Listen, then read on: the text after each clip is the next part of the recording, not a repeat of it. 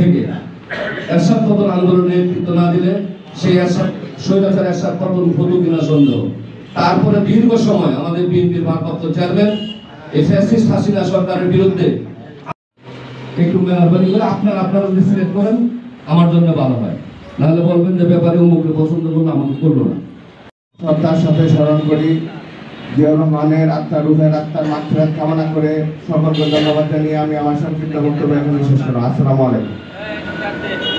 এই পর্যায়ে 89তম জন্মদিনের আজকে দোয়া ও মিলাদ মাহফিলের সভাপতিত্ব করছেন আমাদের শ্রীপুর পৌর বিএনপির বিপ্লবী ভারপ্রাপ্ত সভাপতি শেখ মারুফ আহমেদ এমএ।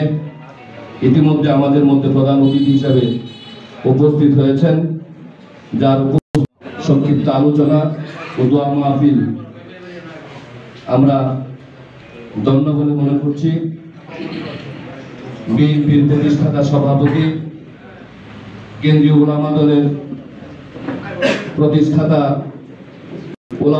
কেন্দ্রীয় উলামা দলের সভাপতি, আমার অত্যন্ত প্রিয় শ্রদ্ধাভাজন শ্রদ্ধেয় পীরজাদা মাওলানা অধ্যক্ষ এস.এম. রুহুল আমিন সাহেব আমাদের মধ্যে উপস্থিত হয়েছেন।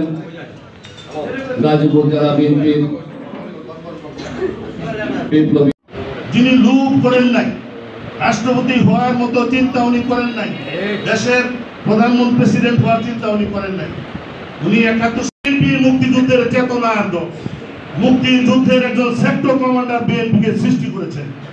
যারা বলে বিএনপি মুক্তিযুদ্ধের চেতনা দল নয়, তারা বুকার স্বর্গে বাস করে। বিএনপি মুক্তিযুদ্ধের চেতনার দল।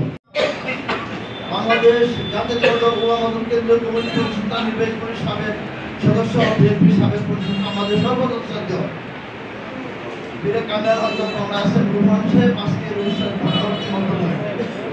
আমাদের গাজীপুর জেলা বিএনপির বিপ্লবী সহসভাপতি মনোনীত সরকার পৌর বিএনপির বিপ্লবী আপনাদের কাছে বলে আমার যেন মৃত্যু হয়, চলেই যাবো, মরার আগে যেন আপনাদেরকে সেই ঘটনাটি বলে দিতে পারি। এতটুকু বলেই আমার বক্তব্য দিয়ে শেষ করছি। আপনারা সুখে শান্তিতে থাকবেন, ভালো থাকবেন। বিশেষ করে একটি কথা বলতে চাই, আজকে সকালে দুজন লোক আমার কাছে এসেছিল সোনাঘাট থেকে।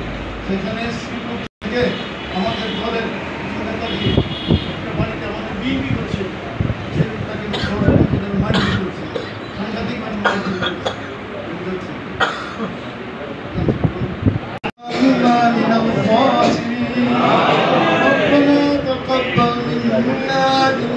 إنك أنت السميع العليم